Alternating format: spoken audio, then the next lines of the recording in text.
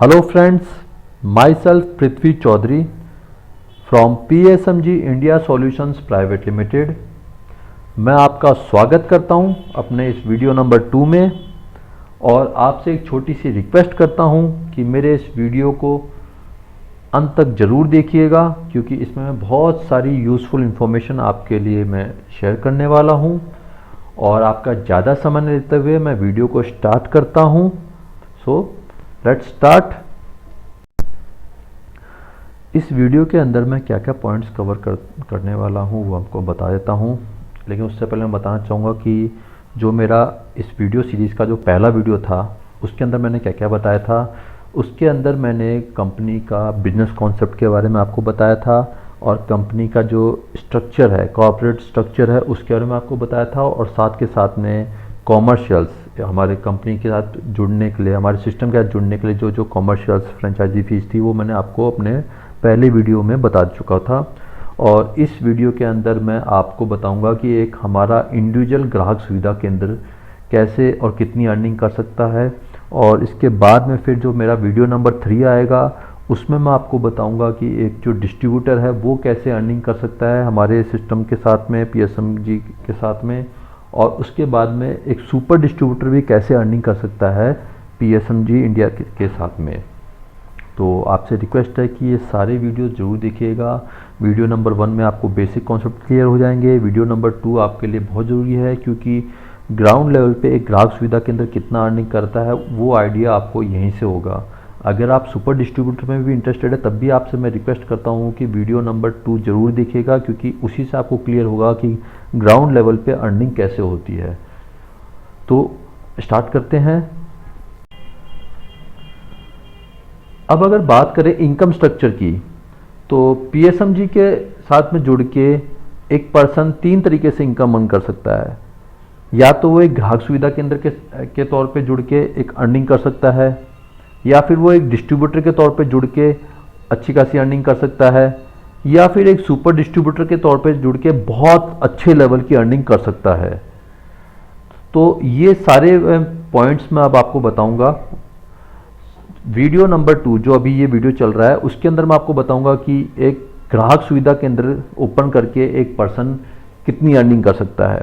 फिर video number 3 के अंदर मैं बताऊंगा कि एक डिस्ट्रीब्यूटरशिप लेकर एक पर्सन कितनी अर्निंग कर सकता है।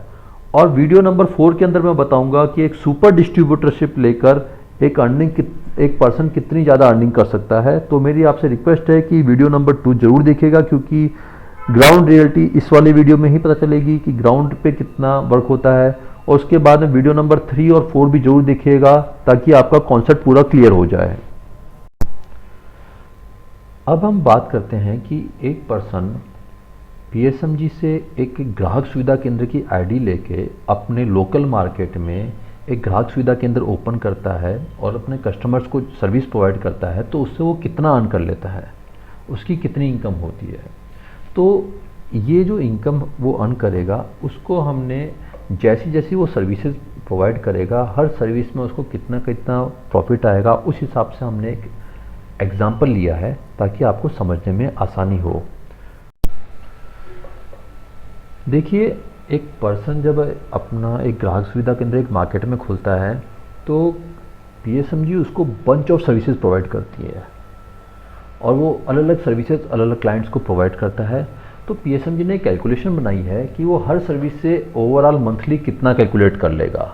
तो उस हिसाब से हमने एक मंथली एवरेज इनकम हमने बनाई है, वही मैं आपसे शेयर करने वाला हूँ। तो जैसे कि सबसे पहला एग्जांपल लेते हैं कि मोबाइल रिचार्ज पे। देखिए, वैसे एक दिन में एक एवरेज एक काउंटर पे लगभग 4-5 हज़ार रुपये तक का मोबाइल रिचार्ज का काम आ जाता है। लेकिन मैं तब भी एक छोटा सा एग्जांपल लेता हूं कि उसके पास में पूरे दिन में सिर्फ 1000 रुपये का ही रिचार्ज करने का काम आया।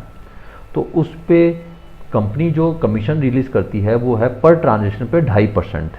तो इस हिसाब से उसको जो अर्निंग हुई 1000 रुपये पे वो 2.5% वो हुई, उसको 25 रुपये दिन की अर्निंग हुई। तो उसको पूरे महीने की कितनी अर्निंग हो गई, 25 × 30 डेज, जो कि हो गया 750 रुपये पर मंथ। इसी तरीके से एक डिश टीवी रिचार्ज का अगर केस लेते हैं तो ये मान के चलते हैं कि 500 रुपये का रिचार्ज की वो बिजनेस आया उसको पूरे दिन में, और कंपनी यहाँ पर भी उसको 2.5% का कमीशन देती है पर ट्रांजेक्शन पे। तो उस हिसाब से जो उसकी अर्निंग हुई वो हुई 12.5 रुपये एक दिन की। तो उस हिसाब से उसको 30 दिन की जो अर्निंग हुई वो हुई आपकी 375 रुपये महीने का। अगर मैं पैन कार्ड की सर्विस की बात करूं तो पैन कार्ड में हम ये मान के चलते हैं कि उसके पास में पूरे दिन में एक ही पैन कार्ड का क्लाइंट आया, चाहे वो महीने में एक साथ ही 30-35 आ जाए, चाहे एक एक दिन में एक आए। हम ये मान के चल रहे हैं कि अगर उसका एवरेज निकालें तो एक दिन में एक पैन कार्ड का उसके पास में क्लाइंट आता है और उस पर वो 200 रुपये चार्ज कर सकता है अपने क्लाइंट से, जबकि एवरेजली मार्केट में जो रेट चल रहा है वो 250 से 300 रुपये चल रहा है। और जो कंपनी चार्ज करती है पर पैन कार्ड पे वो है 108 रुपये। तो इस हिसाब से जो उसको अर्निंग हुई वो हुई एक पैन कार्ड पे 92 रुपीज़ की उसको अर्निंग हुई। तो एक दिन में उसको 92 रुपीज़ की अर्निंग हो गई, तो एक महीने के अंदर उसको जो टोटल अर्निंग हुई वो हुई 92 इंटू 30 डेज, जो कि हुआ 2760 रुपये। अब अगली सर्विस पे चलते हैं, बिजली के बिल की। देखिए जनरली होता क्या है कि जब लास्ट डेट होती है ना, लोग सारे के सारे एक साथ ही बिजली का बिल रिचार्ज कराने के लिए आते हैं। ये इंडियन मेंटलिटी है, लेकिन हम इस तरीके से कैलकुलेशन तो कर नहीं सकते। हम ये मान के चलते हैं कि जैसे एग्जांपल चलो कि उस हमारे ग्राहक सुविधा केंद्र के पास में 30 लोग एक साथ आए बिजली का बिल जमा कराने के लिए, तो हम ये मान के चलते हैं कि हर रोज़ एक बंदा आया। एवरेज ये मान के चला हमने कि हर रोज़ एक पर्सन बिजली का बिल जमा करने के लिए आया, तो उस पर एक ग्राहक सुविधा केंद्र 20 रुपये उनसे चार्ज कर सकता है पर बिल एंट्री पे, जबकि कई जगह पे 25 से 30 रुपये भी चार्ज किया जाता है। और बाद में फिर कंपनी का जो चार्ज होता है वो है 5 रुपये पर बिल पे।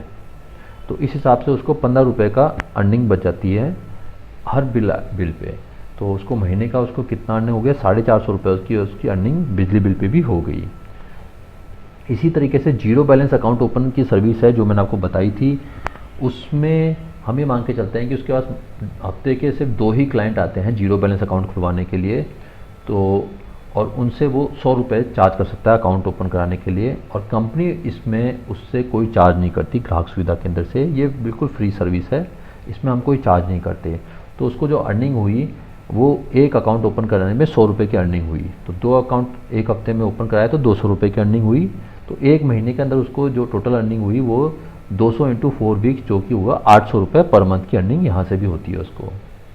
इसके बाद में पासपोर्ट एप्लीकेशन का अगर केस लेते हैं तो हम ये मान के चलते हैं कि एक हफ्ते में उसके पास में सिर्फ एक ही पासपोर्ट एप्लीकेशन का केस आया और वो 1500 रुपये उससे चार्ज करता है जिसका उसको पासपोर्ट एप्लीकेशन बनवा रहा है, जबकि एवरेज रेट 2,500 से 3,000 रुपये के करीब है पासपोर्ट एप्लीकेशन का।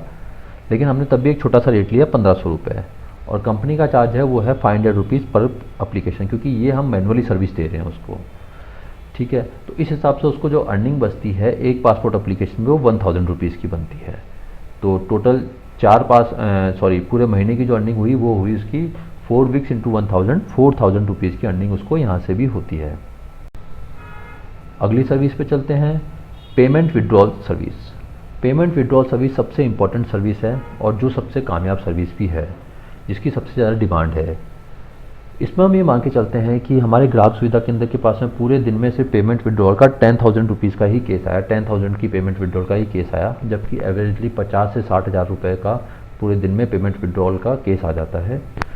तो 10,000 का वो केस आया और उसमें जीएसटी से वो चार्ज करता है लगभग 150 रुपये चार्ज कर लेता है, जबकि इससे ज़्यादा ही चार्ज करते हैं ग्राहक सुविधा केंद्र। 5,000 पे 150-200 रुपये चार्ज कर लेते हैं, तो 10,000 पे तो कम से कम 300 रुपये होना चाहिए। मैंने तब भी एक छोटा अमाउंट लिया, 150 रुपये वो चार्ज करता है ग्राहक सुविधा केंद्र। और यहाँ से कंपनी भी जो उसको कमीशन देती है वो आप इस तरीके से समझिए कि 1,000 रुपये पे 1.5 रुपया उसको कमीशन दे रही है। 1,000 रुपये के विड्रॉल पे 1.5 रुपया उसको कमीशन दे रही है और 3-3 हज़ार का स्लॉट होता है, तो उस हिसाब से 10,000 पे उसका हो गया 15 रुपये की उसको कमीशन कंपनी भी रिलीज़ करती है। और इस तरीके से जो उसकी अर्निंग हो जाती है 150 रुपये तो उसने क्लाइंट से ले लिए और 15 रुपये उसको कंपनी से मिलते हैं, तो उसको 165 रुपये पूरे दिन की अर्निंग हो जाती है विड्रॉल की। और तो महीने की उसको कितनी अर्निंग हुई, 165 इंटू 30 डेज, जो कि हुई 4,950 रुपीज़। इसी तरीके से अगर पेमेंट डिपॉजिट की बात करते हैं तो यही एग्जांपल फिर से लेते हैं कि 10,000 रुपये का उसको यहाँ पे पेमेंट डिपॉजिट हुआ और यहाँ पे वो क्लाइंट से 150 रुपये चार्ज करता है, लेकिन यहाँ पे कंपनी भी उससे चार्ज करती है केस टू केस, कितने अमाउंट का वो डिपॉजिट करवाता है। जैसे कि 15 से 24 रुपये तक का उसका चार्ज लगता है उसी हिसाब से। तो मैं इसको अभी काउंट नहीं करूँगा, अब मैं सिर्फ ये मान के चलता हूँ कि 150 रुपये उसकी अर्निंग हो गई। तो 150 रुपये की उसकी अर्निंग हो गई, तो उस हिसाब से उसकी महीने की कितनी अर्निंग हुई, 4,500 रुपये की उसकी अर्निंग यहाँ से भी बनती है। अब आगे बात करें जीएसटी रजिस्ट्रेशन सर्विस की, तो ये एग्जांपल लेके चलते हैं कि हफ्ते में एक पर्सन ही उससे जीएसटी रजिस्ट्रेशन के लिए आता है, तो उससे वो चार्ज कर सकता है 1500 रुपये, जबकि मार्केट में 2000 का रेट बड़े आराम से कॉमन चलता है, तब भी मैं कहता हूँ कि वो 1500 रुपये ही चार्ज कर सकता है। और कंपनी ये जीएसटी रजिस्ट्रेशन की सर्विस देने के लिए सिर्फ 350 रुपये चार्ज करती है। बाकी टोटल उसका प्रॉफिट है ऊपर का, तो उसको जो बचत हुई वो हुई 1150 रुपये की बचत हुई पर रजिस्ट्रेशन पे, पर वीक पे। तो उसको महीने का कितना पड़ा, 1150 इंटू 4, जो कि आपका 4600 के करीब पड़ता है। उसके बाद में जीएसटी फाइलिंग की अगर मैं बात करूं, तो जीएसटी फाइलिंग अभी मान के चलते हैं, वैसे तो होता क्या है कि जो आपसे जीएसटी रजिस्ट्रेशन करवाएगा वही आपसे रेगुलर फाइलिंग भी करवाएगा, लेकिन तब भी मैं मान के चलता हूं कि आपका कितना ही बिजनेस हो, आपके पास महीने के सिर्फ 5 ही फाइलिंग का केस आ रहा है और उसमें आप 700 रुपये चार्ज कर रहे हो, जबकि लोग ज़्यादा चार्ज करते हैं, आप सिर्फ 700 रुपये चार्ज कर रहे हो। और कंपनी का जो चार्ज रहेगा पर फाइलिंग का वो है 200 रुपये। तो इसमें आपको पर फाइलिंग पे 500 रुपीज़ का एक ग्राहक सुविधा केंद्र को अर्निंग होती है। तो इस हिसाब से उसको 5 फाइलिंग पे कितनी अर्निंग हुई, 2500 रुपये की अर्निंग हुई एक महीने में। और कंपनी फॉर्मेशन सर्विस, इसमें मैंने आपको बताया था कि मैं अलग अलग टाइप की बहुत सारी कंपनी फॉर्मेशन की सर्विस देता हूँ। इसमें एक छोटा सा एग्जांपल ले लेता हूँ आपकी पार्टनरशिप फर्म की, क्योंकि छोटे शहरों में पार्टनरशिप फर्म के केस ही सबसे ज़्यादा आते हैं। तो मैं मान के चलता हूँ कि एक महीने में एक पार्टनरशिप फर्म केस आया हमारे ग्राहक सुविधा केंद्र के पास में, और हमारा जो चार्ज है वो ग्राहक सुविधा केंद्र अपने क्लाइंट से 4000 रुपये ले सकता है, जबकि 5000 रुपये नॉर्मल रेट है। मैंने छोटा एग्जांपल ही लिया है। और हमारा जो चार्ज है वो 3000 रुपीज़ है पार्टनरशिप फर्म का, जिसके अंदर हम उसकी पार्टनरशिप डीड और सब कुछ करके देंगे, पैन कार्ड से बना के देंगे। इसमें जो अर्निंग हुई उसकी वो हुई 1000 रुपीज़ की। तो यहाँ से भी वो 1000 रुपीज़ अर्न कर लेता है कंपनी फॉर्मेशन से, जबकि और भी बहुत सारी कंपनी फॉर्मेशन की टाइप है, वहाँ से भी उसकी अर्निंग होती है, वो मैं इसमें मेंशन नहीं कर रहा। जो अगली सर्विस है वो है आपकी आईटीआर सर्विस। आईटीआर सर्विस का एग्जांपल थोड़ा सा अलग तरीके से इसको समझिएगा। आईटीआर सर्विस हर महीने और हर दिन नहीं आती। इनकम टैक्स के लिए लोग साल के आखिर में एक साथ आते हैं, तो मैं ये मान के चलता हूँ कि साल के आखिर में आपके पास में एक साथ सिर्फ 10 लोग आए इनकम टैक्स की फ़ाइल लेकर, तो और पर फाइलिंग का आप उनसे चार्ज करते हैं 2000 रुपये, जबकि मार्केट रेट 2500-3000 2000 का रेट चल रहा है, आप उनसे चार्ज कर सकते हैं पर आईटीआर फाइलिंग का। और कंपनी का जो चार्ज है, बिजनेस क्लास वाली की बात कर रहा हूँ मैं, ये सैलरी वाले का तो कम है, बिजनेस वाली का 600 रुपीज़ पर आईटीआर बिजनेस प्रोफाइल वाले का कंपनी चार्ज करती है। तो इस हिसाब से आपको 1400 रुपये पर आईटीआर फाइल पे बचते हैं। तो टोटल 10 आईटीआर फाइलिंग तो आप तो 14000 रुपये आपको एनुअली बचते हैं, क्योंकि ये सारे के सारे केस एक साथ आएंगे मंथ है वो ईयर एंड के टाइम में। तो इस हिसाब से एनुअली आपको 14000 रुपये की अर्निंग हो गई। तो अगर इसको मैं मंथली काउंट करता हूँ तो 14000 डिवाइडेड बाई 12th मंथ, तो 1166 रुपये की अर्निंग आपको यहाँ से भी होती है।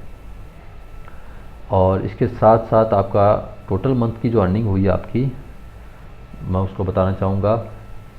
आपका मोबाइल रिचार्ज से आपको 750 रुपये की अर्निंग हो गई थी, और D2H रिचार्ज से 375 रुपये की अर्निंग, और पैन कार्ड से 2760 रुपये की अर्निंग, इलेक्ट्रिसिटी बिल से 450 रुपये की अर्निंग, जीरो बैलेंस अकाउंट से आपका 800 रुपये की अर्निंग, पासपोर्ट एप्लीकेशन से 4000 रुपये की अर्निंग, पेमेंट विड्रॉल सर्विस से 4900 रुपीज़ की अर्निंग, पेमेंट डिपॉजिट से 4500 रुपये की अर्निंग, जीएसटी रजिस्ट्रेशन से आपकी 4600 रुपये की अर्निंग, जीएसटी फाइलिंग से 2500 रुपये की अर्निंग, और कंपनी फॉर्मेशन से 1000 रुपये की अर्निंग, और आईटीआर से 1100 रुपये की अर्निंग आपकी हुई थी। सारी सर्विसेज को अलग अलग काउंट करते हैं, तो अगर इन सारी सर्विसेज को एक साथ जोड़ते हैं तो जो आपकी मंथ की इनकम हुई है ग्राहक सुविधा केंद्र की, वो हुई 27941 रुपये। तो ये 27941 रुपये आपकी एक ग्राहक सुविधा केंद्र की अर्निंग होती है, उसी के लोकल मार्केट में रहकर वो काम करता है। तब इसका भी मैं एक प्रैक्टिकल एग्जांपल ले लेता हूँ, मैं राउंड फिगर ले लेता हूँ कि 25,000 रुपये की मंथ की अर्निंग उसकी एक ग्राहक सुविधा केंद्र की होती है। तो 25,000 रुपये की जो अर्निंग है वो भी बुरी नहीं है। कंडीशन अप्लाई, उसी के शहर में, उसी की लोकेशन में, उन्हीं के लोगों के बीच में वो अगर 25,000 रुपये महीने का भी अर्न करता है एक हमारा ग्राहक सुविधा केंद्र, तो उसको सोचो कितना प्रॉफिट है। क्योंकि छोटे शहरों में उसका रहने का खर्चा बहुत कम लगता है, क्योंकि उसका गांव आसपास में होता है और उसकी सोशल लाइफ भी मेंटेन होती है और एक वहाँ पे रेस्पेक्ट भी मिलती है कि हाँ ये वाइट कॉलर काम करते हैं, बहुत अच्छा काम करते हैं। तो पैसे के पैसे और इज्जत की इज्जत, मतलब सोने पे सुहागे वाला काम है ये। तो आई होप आपको ग्राहक सुविधा केंद्र की जो अर्निंग है वो आपको समझ में आ गई होगी। आपको कोई भी डाउट है आप पूछ सकते हैं। इस वीडियो के अंदर मैंने वीडियो नंबर 2 का पार्ट कवर करा है, जिसमें मैंने एक ग्राहक सुविधा केंद्र कितना अर्निंग कर लेता है वो मैंने बता दिया। और इसके अगले वीडियो में आप देख पाएंगे कि एक डिस्ट्रीब्यूटर कितनी अर्निंग करता है, और उससे अगले वीडियो नंबर 4 में आप देख पाएंगे कि एक सुपर डिस्ट्रीब्यूटर कितनी अर्निंग करता है। तो अभी तक अगर आपको कोई डाउट है तो आप पूछ सकते हैं। मेरे नंबर, कॉन्टैक्ट नंबर और वेबसाइट की डिटेल्स यहाँ पे मौजूद हैं, आप वहाँ से कॉन्टैक्ट कर सकते हैं। आपसे रिक्वेस्ट है कि वीडियो नंबर 3 और वीडियो नंबर 4 भी ज़रूर देखिएगा, ताकि आपका कॉन्सेप्ट और भी ज़्यादा क्लियर हो।